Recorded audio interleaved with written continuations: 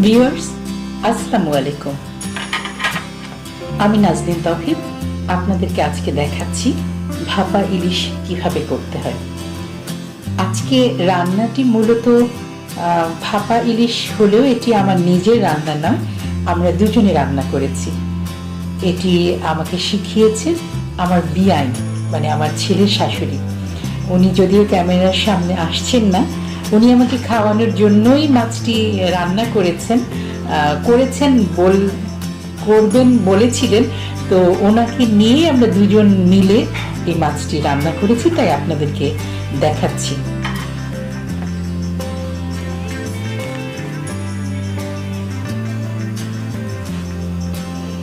ভাপা ইলিশ আমরা নানাভাবে করে থাকি।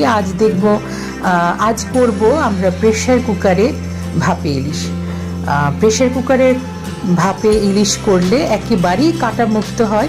বিশেষ করে ছোট বাচ্চারা বা যারা কাঁটা জন্য ইলিশ মাছ খেতে চান না, এত কাঁটা থাকে ইলিশ মাছে, এত পছন্দসই একটা আমাদের জাতীয় মাছ, তারপরে কাটার জন্য অনেকেই এই মাছটি খেতে একটু অন্যভাবে দেখেন যে না, খাবেন না, এত স্বাদের মাছটা থেকেও বঞ্চিত হন অনেকে। কিন্তু আজকে আমরা দেখাবো কিভাবে কাঁটা ছাড়া মাছটি সিদ্ধ করলে একেবারে কাঁটা বিলুপ্ত হয়ে যায়।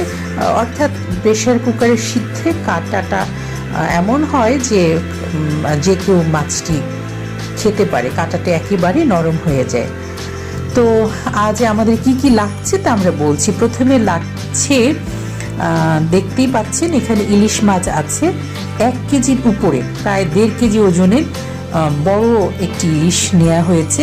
ইচ্ছে করলে আপনারা 800 গ্রাম কিংবা 1 কেজি ওজনের ইলিশ দিয়েও করতে পারেন, কিন্তু আজকে এখানে আমার কাছে অনেক বড় একটি ইলিশ কেনা আছে, সেটা দিয়ে আমি করছি।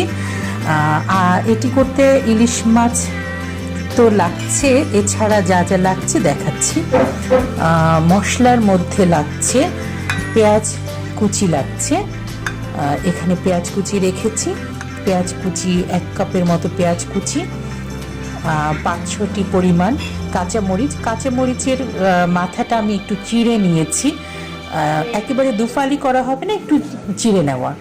তারপরে রয়েছে হলুদ, মরিচ, এই ধরনের মশলা, মানে আদা পেশা নেওয়া হয়েছে 2 চা চামচ পরিমাণ, রসুন নেওয়া হয়েছে 2 চা চামচ পরিমাণ, শুকনো মরিচ গুঁড়ো 2 চা চামচ পরিমাণ, হলুদ 2 চা চামচ পরিমাণ, জিরার গুঁড়ো 2 চামচ পরিমাণ, লবণ 2 চামচ পরিমাণ, কিন্তু পরিমাণটা আমরা স্বাদ দেখে নিব, পরিমাণ মতোই দরকার পড়বে।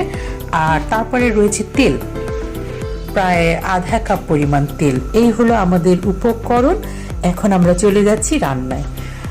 আবার এক নজর দেখিয়ে দিচ্ছি ইলিশ মাছ।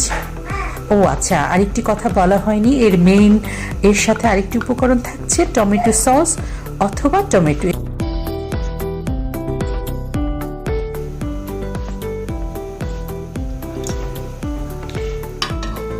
তেলটি একটু গরম হয়ে উঠলে আমরা পেঁয়াজ কুচি দিয়ে দিব।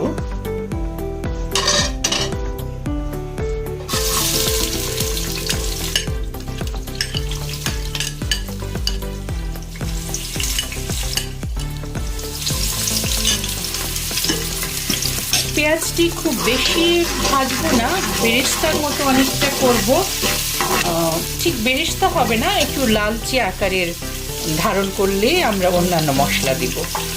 দেখতে পাচ্ছেন পেঁয়াজ দিয়ে পেঁয়াজ নাড়াচাড়া করছি।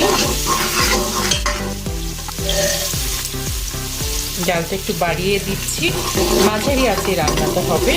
আর পুরো মাছটি হতে 1 ঘন্টার মতো সময় লাগবে। অবশ্যই এই মাছটি বড়, তাই হতে 1 ঘন্টার মতো সময় লাগবে, কিন্তু যদি মাছটির আকার ছোট হয় সেক্ষেত্রে সময় একটু কম লাগতে পারে।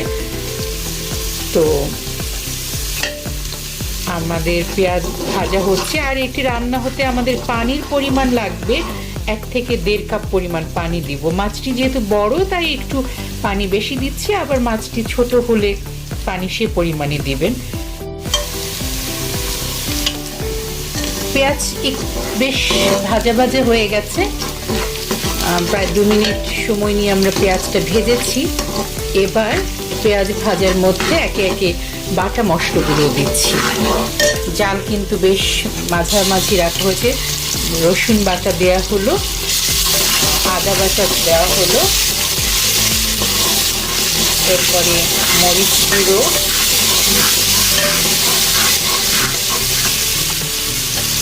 ধনে গুঁড়ো, লবণ, একে একে সব মশলাগুলো দিচ্ছি। জিরাটা আমরা একটু পরে দিব। মাছটি কষিয়ে একটু সামান্য একটু পানি দিচ্ছি যাতে করে মশলাটি লেগে না ধরে। একটু সামান্য একটু পানি দিচ্ছি, 2-3 টেবিল চামচ পরিমাণ পানি দিয়ে নিলাম। এবার টমেটো দিচ্ছি।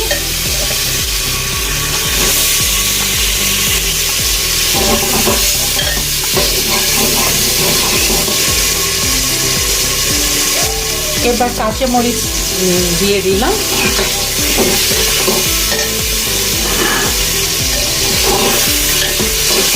কষানো হচ্ছে।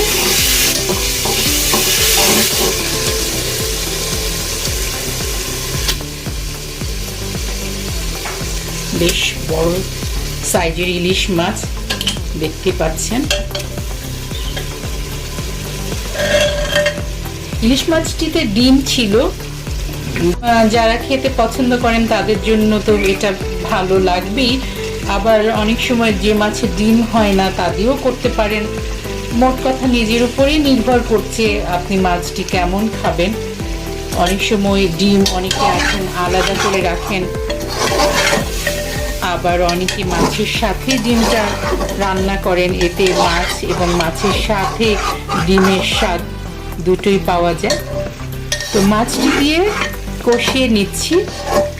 সামান্য একটু সময় কষিয়ে জাস্ট একটু নাড়াচাড়া, যাকে বলে কষানো অর্থাৎ নাড়াচাড়া করা। খুব বেশি সময় নিয়ে নাড়াচাড়া করতে গেলে মাছটি ভেঙে যাওয়ার সম্ভাবনা থাকবে। জাস্ট উল্টিয়ে পাল্টিয়ে দিব। এরপরে আমরা ঝোলের পানি দিয়ে দিব, সিদ্ধ হবার জন্য পানি দিব। মাছটি কষানো প্রায় হয়ে গেছে। 2-3 মিনিট সময় নিয়ে আস্তে জাল রেখে মাছটি কষিয়েছি। দেখতে পাচ্ছেন মাছের রংটি বেশ পাকা রং হয়েছে। আসলে টমেটো দিলে যে কোনো কারি একটু বেশ পাকা রং হয়, দেখতে ভালো লাগে, খেতেও ভালো লাগে। আমাদের মাছটি এভাবে আমরা অনেক কিছুই অনেক কারিতে টমেটো দিয়ে থাকি। তো মাছটি কষানো হয়ে গেছে। এখন বাকি ঝোলের পানি, 1 কাপ পরিমাণ পানি, 1 থেকে 1.5 কাপ বলেছিলাম, 1 কাপ দিয়েছি, আরও আধা কাপ পানি এখানে যোগ করছি। মোট 1.5 কাপ পরিমাণ পানি এখানে দিলাম। এখন ঢাকা দিয়ে দিব। এখন জালটি একটু কমিয়ে দিয়েছিলাম, এখন জালটি বাড়িয়ে দিলাম। এখন প্রেসার কুকারের কাভার দিয়ে দিচ্ছি, ঢাকা দিয়ে দিচ্ছি। হুইসেলটি মানে প্রেসার কুকারের শীষ বেজে উঠবে তখন জালটি আস্তে করে দিব, একেবারে লো বিমে রাখবো। নিভু জালের চেয়ে একটু হবে, মোটামুটি আস্তে জাল যেটা বলি, চড়া আঁচ থাকবে না, মিডিয়ামের চেয়েও কম থাকবে। সেই আছে আমরা 1 ঘন্টা সময় বা তার একটু বেশি সময় লাগতে পারে।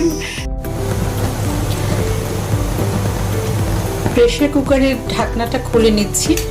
চুলো বন্ধ করার পরে কিছুক্ষণ প্রেসার কুকারের ঢাকনাটি এবার খুলে নিচ্ছি। খুলে ভেতরটা একটু দেখাচ্ছি কেমন হলো।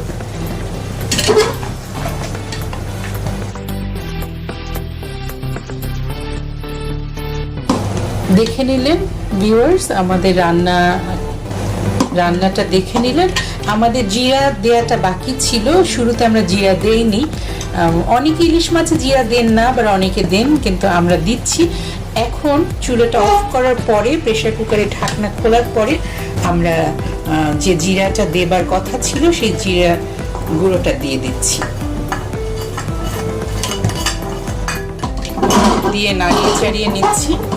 কিছুক্ষণ আমরা দমে রাখি, 5 মিনিট শুধু ঢাকনা দিয়ে দমে রাখি, তারপরে সার্ভ করব।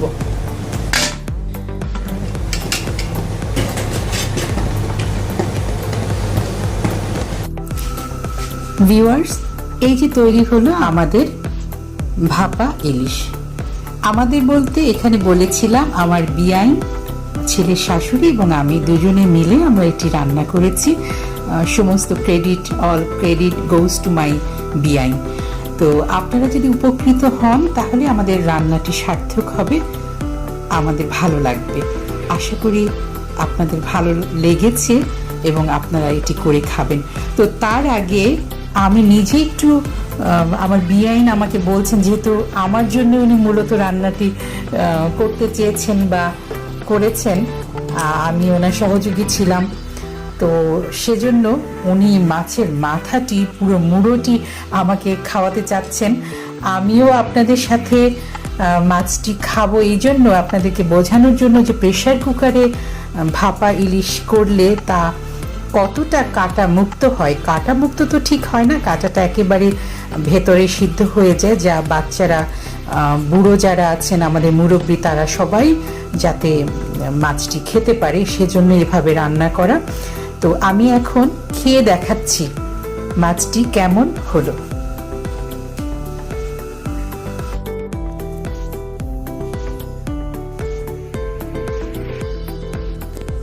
কাটা মুক্ত হয়েছে, মানে কাটাগুলো কতটা,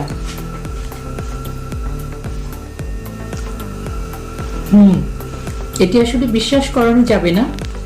মাথাটি খাচ্ছি কিন্তু মনে হচ্ছে যেন কেক খাচ্ছি। আমার বিয়ান বলেছিলেন যে এটি একেবারে কেকের মতো, মানে মোমের মতো গলে যাবে। আমি বিশ্বাসই করছিলাম না, পরে রান্না করে খেয়ে দেখছি সত্যি রান্নাটি অসাধারণ হয়েছে এবং মাছটি একেবারে গলে গেছে। আপনাদের জন্য আরেকটু বলে নিচ্ছি, মাছটি যদি এভাবে আমরা টমেটো দিয়ে করেছি, বলেছিলাম টমেটো সস দিয়ে করতে পারেন, টমেটো সস বা টমেটো ছাড়াও করতে পারেন। এছাড়া আবার আপনারা দই দিয়েও করতে পারেন, মিষ্টি দই দিয়ে। তো সেই দই দিয়ে রান্নাটি আমি আরেকদিন দেখিয়ে দিব। তো আজকে আমরা যেহেতু টমেটো দিয়ে ভাপা ইলিশ করেছি প্রেসার কুকারে, আজকে রান্নাটি আপনাদের ভালো লেগেছে আশা করি। আপনারা ভালো থাকুন, সুস্থ থাকুন, সবাইকে অসংখ্য ধন্যবাদ। আল্লাহ হাফেজ। ভাপা ইলিশ হতে টোটাল সময় লেগেছে আমাদের প্রেসার কুকারে 1 ঘন্টা। প্রথম 5 মিনিটের মতো চুলোর আঁচ বাড়িয়ে দিয়েছিলাম। 5 মিনিট পরে যখন শীষ বাজতে শুরু করে তখন জালটি একেবারে কমিয়ে রেখেছিলাম, নিভু আঁচ যাকে বলে, তেমন আঁচে টোটাল 1 ঘন্টা সময় লেগেছে। 1 ঘন্টায় আমাদের রান্না কমপ্লিট হয়ে গেছে। এরকম গ্রেভি থাকতে মাছটি আমরা বন্ধ করে দিয়েছি। যদি কারো একটু মাছের গ্রেভিটা, ঝোলটা একটু বেশি মনে হয়, সেক্ষেত্রে ঘাবড়ে যাওয়ার কিছু নেই। মাছটি তুলে পরে আবার গ্রেভিটা একটু করে, মানে আবার একটু চুলোর আঁচ বাড়িয়ে দিয়ে ঝোলটা একটু কমিয়ে নিয়ে পরে মাছ সার্ভিং ডিশে সাজিয়ে দিবেন। আর মাছটি সাধারণত রান্না হয়ে যাওয়ার পর প্রেসার কুকার বন্ধ করে ভাপে ওভাবে 5-10 মিনিট রেখে তারপর ঢাকনা খুলবেন, এরপরে মাছ ডিশ আউট করবেন।